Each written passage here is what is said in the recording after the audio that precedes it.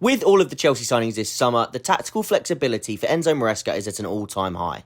So in today's video, we're going to be taking your teams and checking out how the tactics could work on paper, the balance they would have, and then rating those teams and leaving it up to you guys in the comments to rate them out of 10.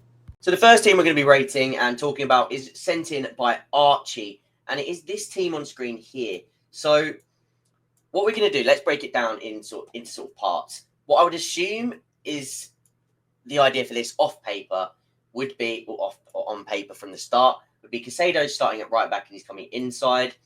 You would basically then have Andre as a solo pivot with Palmer and João Pedro as your two sort of 10s. So it'd be very aggressive. Gittins on the wing, Esteban on the wing, and then Delap on the wing. But then in possession, you afford for that double pivot still in the middle. You're playing with one number 10 instead of two, but what you've got is João Pedro who can drop into being that sort of left attacking mid. But he can also then be that split striker, which we've seen a little bit of usage of in the Club World Cup with Liam Delap. And Delap can also drop into these pockets and they can interchange sides. And there's a lot of things you can do with that attack with those split strikers. Now, what I really like about this, of course, is that you have two very direct 1v1 outlets on the wings. Palmer, who has a lot of freedom in the middle to sort of drift either side, create 2v1s. And you still have that presence in the centre when Palmer does go out, because you have the double pivot and you have the split striker. So you've got a lot going on in the middle of the pitch while still having ridiculously strong outside threats. Again, you've got João Hato in the team and Wesley Fofana, which, again, I love, especially if with the idea if these guys are pinning the fullbacks in and you've got lots of space in the middle to sort of exploit. Like I say, maybe João Pedro drops in here. You've got these three all running in beyond to sort of stretch the back line. You've got a box in the middle. You've then also got Wes Fofana and João Hato who can carry that ball on the outside of the block, which I think is absolutely key. And it's something that I spoke about a lot in the João Hato video. It's also something I've mentioned a lot about Wesley Fofana when he's fit, that it gives you a lot of sort of ability to carry the ball forward through a man-to-man press, which is very key. Now, I have put Sanchez in goal. On Archie's example, you can see he put Mike Maignan, but I am going to put it as Sanchez only because we haven't signed Maignan yet. It looks more off the table. Spoiler, in one of the other teams, I am going to put Simmons in, but that is a lot more sort of close than, say, Mike Maignan. But just keep that in mind. Like, Archie would prefer this to be another goalkeeper. So rate this team out of 10 is the idea. What I want each person to do for each of the teams, so there's going to be 4 teams in today's video, and if you enjoy this video, we've got another bunch of teams that I want to assess. So if you enjoy it, please do leave a like, subscribe, leave your comment so that I know that you guys enjoyed it and you want more. Rate Archie's team out of 10. Do you like the balance? Do you think there's changes you would make? And yeah, let me know. Let's get into team number 2. Okay, team number 2 was sent in by Luca. And I've put this into an out of possession first, and we're going to move it into the sort of positions he's got. So if I'm looking down, I'm looking at the team that he sent. So got Sanchez in goal. I've put this with Cole, Fofana, Cucurella, and James. But what he's basically got is Sanchez stepping up on the ball, but it just basically means that in that back four that we usually see where the centre-back, one will go to one side, Sanchez becomes the other. But when we go onto the ball and still get into that sort of 3 at the back shape, it would be Colwell left centre-back, Fofana right as central centre-back, and Reece as that right centre-back. Because Cucurella would be inverting into midfield with Caicedo in this team. Palmer in that right half space, Enzo in there, and then again you've got Gittins and Esteban, much like the other team that we just played, that we just made with Archie. You have those two 1v1 wingers out wide. So again, has those similar positives that we spoke about in terms of that width that you can get. Again, a box midfield that we know has the ability on the ball, the trust, and what we've sort of seen has worked under Maresca.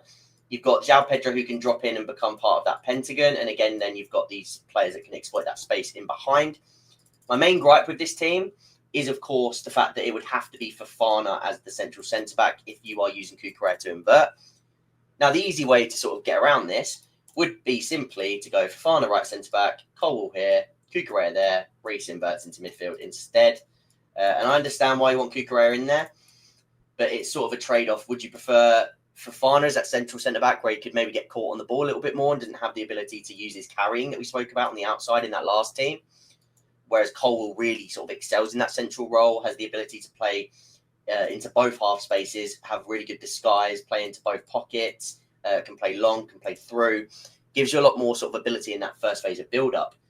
Is that worth not having James in here, who is, I think, growing into that role a little bit more in terms of his IQ in the role, his decision making, his movements. Still think it needs some work, and I think it will come.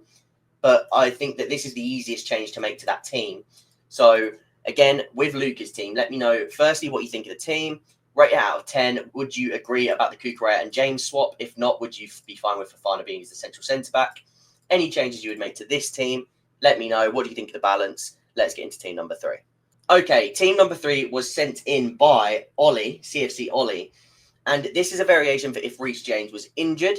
So, with Malo Gusto and Cucurella as your fullbacks, he has sent in the sort of off ball, so just a 4-3-3. So let's sort of go into it and think how this could work on paper. Now, with Cole on the right, it sort of makes it quite an instant thing to go.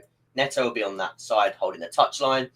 Enzo probably pushes up into this half space. It depends who's playing on this side of the pitch, which one you want to have more attacking. Makes more sense to have Enzo so you can have Andre a little bit deeper with his sort of ability to cover ground and win duels. So you'd have Enzo in here, Palmer coming in here, and Gusto providing that overlap. Something we saw to great effect in the Club World Cup, of course, with this dynamic here. And as long as you have Caicedo and Andre Santos as that double pivot with an overlapping fullback, I think Maresca will be more inclined to use it. Even with Palmer being on this side of the pitch, he'll probably feel that Andre is enough to protect that, or vice versa with Caicedo, and having Andre to protect the middle of the pitch when this player gets pulled out. The rest of the team, quite generic in terms of what we think. Jackson making it into the team ahead of João Pedro and Delap begs the question, who do you think starts the season as the striker? Now, many people probably say João Pedro. So let me go one further. Who do you think starts the season as the striker? But who do you think becomes the striker? Because I think there's so many different, becomes the main striker. Because I think there's so many different things that each offers you that we could see quite a few different usages of all of the strikers this year, with Delap playing a good amount, João Pedro playing a good amount. And if he stays, I can actually see Jackson playing a good amount as well. What I like about this team, again, is that you have Jackson as a runner to make space for these two in the pivot, in the pockets, which is key. But also, when you've got a midfield 3 and you're going to have Andre in there as well, I think when you've got such sort of stagnant in terms of their positioning in the box midfield, players in here, and you've not got as many carriers in there. Of course, Cole Palmer can do something out of nothing, but the rest of having those 3 more natural midfielders who are more passers than they are ball carriers, I think that having someone like Jackson to stretch the pitch is even more important. So I do quite like that selection for this team. Again, let me know your ratings, any changes you would make. What do you think of the balance? Would you have changed? Because obviously we started with the out of possession. Would you have put it into a different formation or done it a bit differently? Let me know. Let's go into the 4th and final team for today's episode. And lastly, the one that I teased in the beginning of the video, we've got Simmons and Hato in the video, in the team. Now, this is a team that has been very... I think João Pedro is actually here for it. Because what I was going to do, this is no one in particular, but this was quite a lot of different teams, and quite a lot of people said this in the comment section. Now, this is one that I covered as one of the most likely that we'll see throughout the season, because it allows to have Simmons in the 10, so you still got him to protect Enzo's space and allow Enzo to play a bit deeper, because you have a bit more athleticism on this side with these 3 players. You've also got James overlapping. Now, I think the key sort of things to point out with this team are all things that a lot of people they're quite base level, because they've been discussed so often that people are probably quite aware of these conversations in the fan base.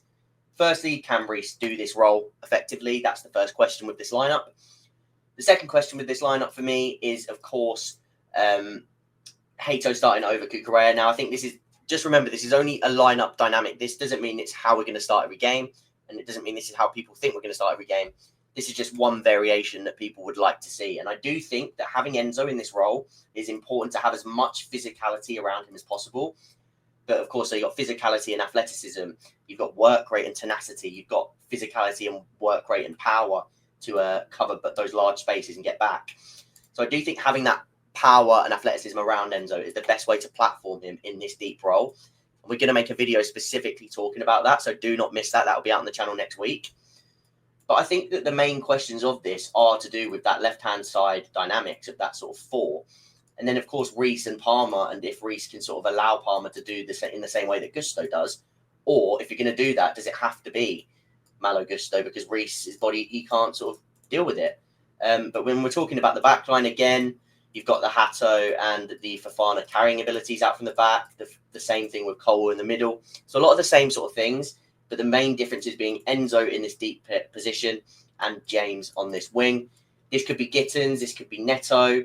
We spoke about in the past. It could also be sort of flipped, where Simmons is over here, the overlapper is on the left, and then you've got Neto on this right wing, so that James doesn't have to push forward. He can actually play as a right centre back. So there's lots of different options. But let me put on screen what it was. So what would you rate this team out of 10? What would your sort of key things about the balance be? Let me know your thoughts on team number 4.